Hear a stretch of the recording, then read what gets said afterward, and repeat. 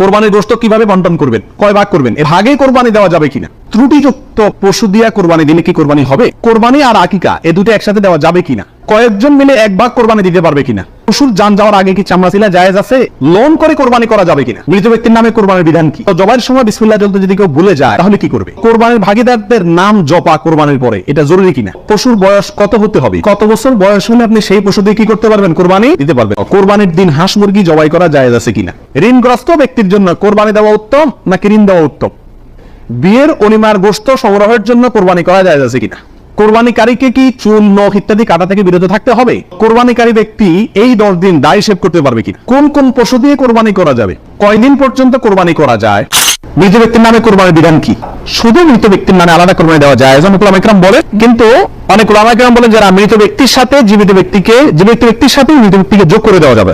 আপনি একটা ছাগল দিলেন, বলে যেটা আল্লাহ আমার এবং আমার মৃত বাবার পক্ষ থেকে, এভাবে করা যাবে। আর নবী আলাইহিস সালাম একটি ছাগল তার পুরো উম্মতের পক্ষ থেকে দিয়েছেন, জীবিত মৃত সবাই মোটামুটি এর ভিতরে শামিল। জবাইয়ের সময় বিসমিল্লাহ বলতে যদি কেউ ভুলে যায় তাহলে কি করবে, এর উত্তর হলো নিজের পশু তো নিজে জবাই করা উত্তম। যারা প্রফেশনাল জবাই করার মৌলভী সাহেবরা তারা তো ভুলের কথা নয়, কারণ তাদের অভ্যাসই আছে, নিজেতে নিজে করতে গেলে ডরে ভয়ে ভুলেও যেতে পারে, যদি কেউ ভুলে যান ভয়ের কোনো কারণ নাই। মুসলমান যদি ভুলেও যায় তবুও সেই পশু হালাল হবে, খাওয়া হারাম হবে না।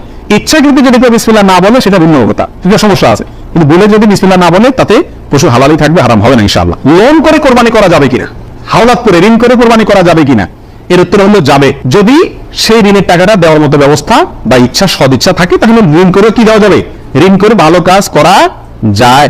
এরপরে আসি পশুর বয়স কত হতে হবে, কত বছর বয়স হলে আপনি সেই পশু দিয়ে কি করতে পারবেন, কোরবানি দিতে পারবেন। এর উত্তর হলো পশু যদি হয় সবচেয়ে বড় পশু অর্থাৎ ও, তাহলে সেক্ষেত্রে সেটার বয়স হতে হবে কমপক্ষে 5 বছর। কত বছর, 5 বছরের নিচে যদি ওটার বয়স থাকে ওইটা এমনি জবাই করে খেতে পারবেন, কিন্তু কোরবানি হিসেবে কি করতে পারবেন না, জবাই করলে এটা কোরবানি আদায় হবে না।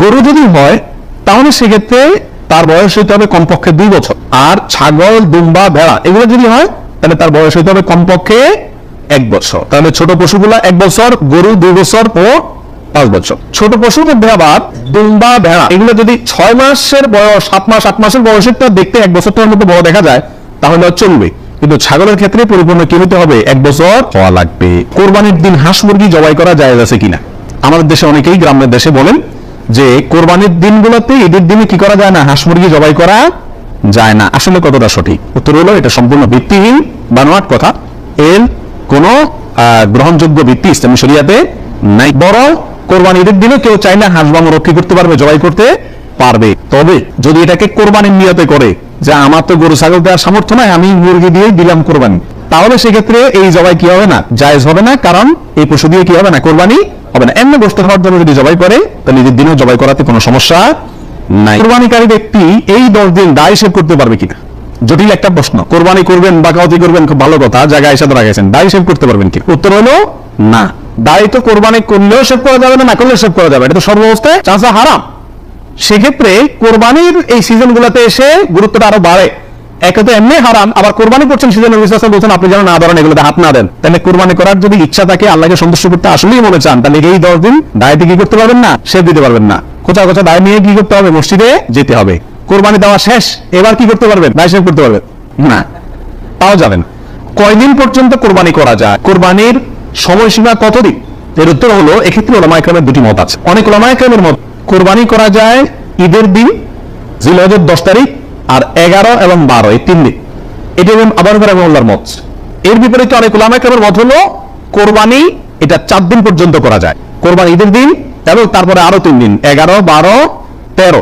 যুক্তি হলো যে আইয়ামে তাশরিক, এক হাদিসে আসছে একেবারে সুস্পষ্ট ভাবেই যে আইয়ামে তাশরিক এই দিনগুলা সবগুলোই হলো জবাই করার অর্থাৎ কোরবানি করার দিন।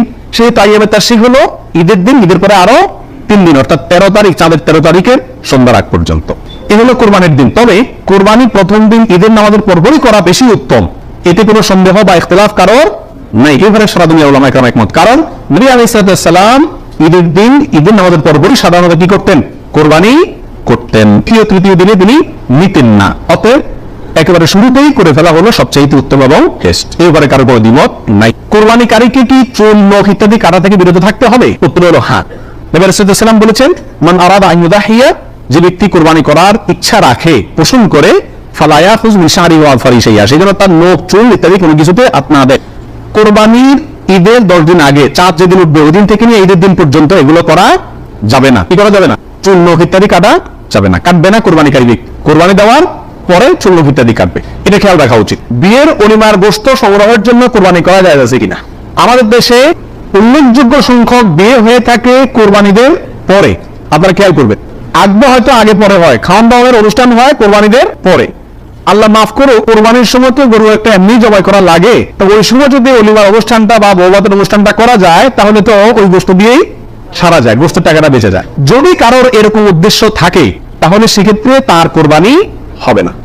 আর যদি কেউ মনে করে যে না ঈদের পরে সবাইকে পাইতে সুবিধা হয় সেজন্য ওই টাইমটাতে করতেছি, অথবা আপনার কোরবানি করলাম অলিমার জন্য আলাদা গরু জবাই করলাম, অথবা আপনার কোরবানির গোশত অলিমার জন্য করে আমি অলিমা করলেও একটা গরু দেই, অন্য বছর না থাকলেও একটা গরু আল্লাহর জন্য দেই, এরকম যদি কেউ থাকে তাহলে তার জন্য যায়। আর তা না হলে এই কোরবানির গোশত দিয়ে অলিমা সারা, অনুষ্ঠান সারা, এটা যদি ওই উদ্দেশ্যে করে তাহলে সেক্ষেত্রে এটা কোরবানি হবে না, বরং এটা এক ধরনের তামাশা হবে কোরবানির নামে। কোরবানির ভাগিদারদের নাম জপা কোরবানির পরে এটা জরুরি কিনা? আপনারা দেখবেন ভাগিদারে কোরবানি যদি দেয় তাহলে লিস্ট লিখতে লিখতে অবস্থা খারাপ হয়ে যায়, এবং যিনি কোরবানির পশু জবাই করেন হুজুর নাম নিতে নিতে অবস্থা খারাপ। আল্লাহ নামে এতবার নেকিরের সঙ্গে এতবার ভাগিদারদের নাম নেয়, কারণ ভারতের নাম নিলে টাকা পাওয়া বা জবাই টাকা পাওয়া কঠিন হয়ে যাবে। তো এটা জরুরি কিনা? উত্তর হলো এটা মুস্তাহাব। কোরবানি করার পরে আল্লাহুম্মা তাকাব্বালহু মিন ফুলান ফুলান ফুলান, আল্লাহ এটাকে অমুকের পক্ষ থেকে নাম ধরে তার পক্ষ থেকে কবুল করুন, এরকম বলাটা মুস্তাহাব উত্তম। রাসূল আকরাম সাল্লাল্লাহু আলাইহি ওয়াসাল্লাম নিজেও বলেছেন আল্লাহ এটা আমার পক্ষ থেকে কবুল করেন, এটা আমার উম্মতের পক্ষ থেকে কবুল করেন, আমার পরিবার এটা আমার উম্মতের পক্ষ থেকে। তাহলে এভাবে সবার পক্ষ থেকে কোরবানি যে কজন দিচ্ছে তাদের পক্ষ থেকে কোরবানি হচ্ছে এই কথাটা এবং তাদের পক্ষ থেকে আল্লাহ কবুল করেন, এটা বলাটা উত্তম মুস্তাহাব। কিন্তু কিনা কোনো কারণে যদি কেউ বলতে ভুলেও যায়, নিয়ত যেহেতু আছে আল্লাহ জানেন, অতএব কি হয়ে যাবে? কোরবানি হয়ে যাবে। পশুর জান যাওয়ার আগে কি চামড়া ছিলা জায়েজ আছে? উত্তর হলো না, কঠোরভাবে নিষেধ। আমাদের দেশে কসাইরা এবং যারা চামড়া ছিলে নিজেরা অনেক সময় দেখা যায় জান এখনো পুরো বাইর হয় না, রু বাইর হয় না, তার আগেই ওই পায়ের রগ কাটা শুরু করে, চামড়া ছিলা শুরু করে, পুরো না আসা করে, এটা জায়েজ নাই, এটা গুনাহের কাজ। আপনি কোরবানি করছেন ইবাদত, অথচ গুনাহ হচ্ছে সাথে। নবী রাসূলুল্লাহ সাল্লাল্লাহু আলাইহি ওয়াসাল্লাম বলেছেন ইন্নাল্লাহা কাতাবাল ইহসানা আলা কুল্লি শাই, আল্লাহ সব বিষয়ের প্রতি ইহসান করার নির্দেশ করেছেন। অতএব ফাইদা কাতালতুম ফাআহসিনুল কিতলাতা ওয়া ইযা যাবাহতুম ফাআহসিনুজ যাবিহাতা, তোমরা যখন কোন পশুকে জবাই করবে তখন এই পশুর প্রতি রহম করিও, ভালো করে ধারটা দিয়ে নিবে, নবী সাল্লাল্লাহু আলাইহি ওয়াসাল্লাম বলছেন, যাতে করে তার রূহ বের হতে কষ্ট না হয়। সেখানে জীবিত অবস্থায় এখনো মরে নাই, আপনি চামড়া ছিলা শুরু করে দিলেন, এটা খুবই অন্যায় এবং জুলুম। কষাই যদি করে তাকে থামাই দিবেন যে রূহ যেতে দাও, তারপরে হাত দাও। কোরবানি আর আকিকা এই দুটো একসাথে দেওয়া যাবে কিনা, এটা কমন প্রশ্ন আমাদের সমাজে। এর উত্তর হলো অনেক উলামায়ে কেরামের মতে দেওয়া যাবে, ফতোয়া শামী ইত্যাদিতে তাই লেখা আছে যে দেওয়া যাবে কোরবানি আর আকিকা একসাথে একই গরুর মধ্যে। আর অনেক উলামায়ে কেরামের মধ্যে দেওয়া যাবে না।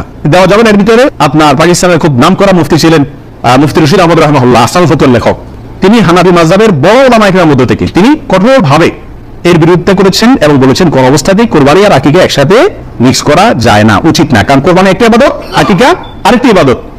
আর তাছাড়া গরু এক অংশে একাধিক ব্যক্তি দিতে পারবে, এটা কোরবানির ক্ষেত্রে নবী সাল্লাল্লাহু আলাইহি ওয়াসাল্লাম বলছেন, আকিকার ক্ষেত্রে বলেন নাই। সেজন্য কোরবানি এবং আকিকা পৃথক হওয়া উচিত। একই দিনে হতে পারে কিন্তু গরুর অংশে কোরবানি না, এই আকিকার কারণ নামের অংশ থাকা উচিত না। এই মতটা বেশি শক্তিশালী এবং বেশি সতর্কতামূলক। কোরবানির গোশত কিভাবে বন্টন করবেন, কয় ভাগ করবেন? এর উত্তর হলো কোরবানির পশু 3 ভাগে বন্টন করা উলামায়ে কেরাম মুস্তাহাব বলেছেন, কিন্তু কোন হাদিসের ক্ষেত্রে আলাদা করে ভাবে নির্দেশ করা হলে যে 3 ভাগ করতে হবে। আল্লাহ কোরআনে বলেছেন যে ফাকুলু মিনহু, তোমরা কোরবানির পশু থেকে নিজেরা খাও, ওয়া তাইমু আল কানিআ ওয়াল মুতাররা, ধনী গরিব সবাইকে দাও। তাহলে ধনী গরিব 2 ভাগকে দাও, আবার নিজে খাও, 3টেই হয়ে গেল এখানে। এ থেকে 3 ভাগ মোটামুটি ভাবে ইংরেজিতে বোঝা যাচ্ছে, কিন্তু এটা কোনো জরুরি কিছু না।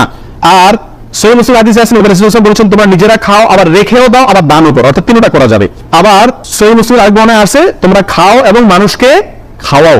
তাহলে বোঝা গেল নিজে খাওয়া অন্যকে দান করা সবগুলাই উত্তম এই কোরবানির গোশতের ক্ষেত্রে। কয়েকজন মিলে 1 ভাগ কোরবানি দিতে পারবে কিনা? 2 জন 3 জন 4 জন 5 জন মিলে 1 ভাগ কোরবানি দিতে পারবে কিনা? প্রবাসে দেখা যায় একটা রুমে 3 জন 4 জন আছে, তো কোরবানির দিন 4 জন মিলে যায় কি করে একটা ছাগল কিনে নিয়ে আসে, আয়না জবাই করে। তো 4 জন মিলে যদি একটা ছাগল দেয়, অথবা একটা অংশ গরুতে হোক অথবা ছাগলে হোক, কোরবানিতে যদি একাধিক ব্যক্তি যদি এক অংশ দেয়, কোরবানি হবে? হবে না। একটা অংশ একজন দিবে, সেখানে কয়েকজন যদি সেখানে অর্থায়ন করে, কয়েকজন ভাগ বসায়, আর এক অংশ কয়েকজন মিলে দেয়, তাহলে কি হবে না? কোরবানি হবে না, ওটা গোশত খাওয়া হবে। প্রবাসে যারা যেসব ভাইয়েরা লক্ষ লক্ষ ভাইয়েরা প্রবাসী আছেন, দেখা যায় যে 5 জন 6 জন 7 জন একটা রুমে আছেন, তো তারা সবাই মিলে একটা ছাগল কিনে এনে গোশত খান, কোরবানি তাদের উদ্দেশ্য থাকে না।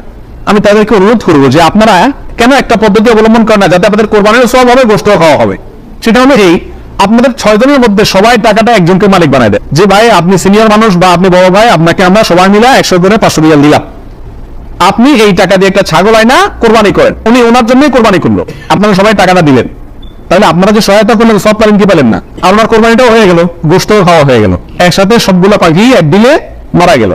আর যদি সবাই ঈদের দিনই সবাই করবেন ছাগল, তাহলে কোরবানি কেন করবেন? একটু চালাক হলেই কোরবানির সবটাও হয়ে যাচ্ছে, গোশত খাওয়াটাও হয়ে যাচ্ছে। প্রবাসী ভাইদের ভিতরে এই সমস্যাটা প্রচুর পরিমাণ দেখা যায়, যে 5-6 জন মিলে ছাগল কিনে কোরবানির নিয়ত কেউই করে না, অথবা সবাই মিলে কোরবানির নিয়ত করে, যা দুইটাই কি ভুল। তো ভাগে কোরবানি দেওয়া যাবে কিনা, এটা একটা গুরুত্বপূর্ণ প্রশ্ন আজকালকার যুগে। কারণ কোন ওলামায়ে কেরাম বলছেন ভাগে কোরবানি দেওয়া যাবে না, বরং গরু হোক আর ওট হোক, যত বড় পশুই হোক, দিলে একজনের পক্ষ থেকে দিতে হবে, 7 ব্যক্তির পক্ষ থেকে যথেষ্ট হবে। এই যে কথা প্রচলিত আছে, এটাকে অনেক কোন ওলামায়ে কেরাম কি করছেন, অস্বীকার করছেন। আসলে সঠিক কোনটা, এ ব্যাপারে আগে বলেছি যে একাডেমিক আলোচনা খুব বেশি লম্বাচড়া করার ইচ্ছা নাই এবং সুযোগও নাই। শুধু সংক্ষেপে এটুকু বলবো, সব যুগেই সবচাইতে বেশি সংখ্যক ওলামাদের মতে, বলা যায় প্রায় সবার মতে, সমস্ত ওলামায়ে কেরামের মতেই বলা যেতে পারে, প্রায় গরুর ক্ষেত্রে একটা গরু 7 জন ব্যক্তির পক্ষ থেকে কি হবে, কোরবানির জন্য যথেষ্ট। এক্ষেত্রে বিচ্ছিন্ন ভাবে যে 2-1 আলেম বলছেন যে গরু হোক আর ওট হোক একজন থেকে হবে, 7 জন থেকে হবে না, আমাদের যুক্তিগুলা খুবই ঠুনকো এবং খুবই দুর্বল। নবী আলাইহিস সালাম সফরে একাধিক ব্যক্তিকে কোরবানিতে অংশগ্রহণের সুযোগ দিয়েছিলেন, তারা বলেন যে এটা সফরের জন্য নির্দিষ্ট, অথচ নবী আলাইহিস সালাম সেটা নির্দিষ্ট করেন নাই, এটা ওনারা নির্দিষ্ট করছেন। নবী আলাইহিস সালামের কোনো নির্দেশ সফরে হোক, হাজারে হোক, সফরের বাইরে হোক, যে কোনো নির্দেশ সাধারণত ব্যাপকভাবেই সবার জন্য, সব সময়ের জন্য প্রযোজ্য হয়, যদি কোরআন এবং সুন্নাহর কোনো বর্ণনা দ্বারা নবী আলাইহিস সালাম নিজে ওইটাকে নির্দিষ্ট না করে দেন। তিনি সফরে যদি কোনো নির্দেশ করেন, ওই সফরের বাইরের জন্য সেটা কার্যকর হবে কি হবে না। যদি কেউ সফরের জন্য নির্দিষ্ট করতে চায়, তাহলে তার জন্য পৃথক দলিলের প্রয়োজন। বিধায় এটাই হলো বেশিরভাগ ওলামায়ে কেরামের মত। বিচ্ছিন্নভাবে কোনো আলেমের মত থাকতে পারে, কিন্তু সে 1-2 আলেমের কথা না শুনে সংখ্যাগরিষ্ঠ ওলামায়ে কেরামের মতের উপর আমল করবেন। গরুর ক্ষেত্রে 7 জনের পক্ষ থেকে যথেষ্ট হবে। তবে একটা কথা এখানে বলতেই হবে, সেটা হলো উত্তম হলো একাকি দেওয়া, ভাগে না দিয়ে কি দেওয়া, একাকি দেওয়া। এই ক্ষেত্রে কারোর কোনো দ্বিমত নাই, একাকি দিবালিশ সবচেয়ে বেস্ট এবং ভালো।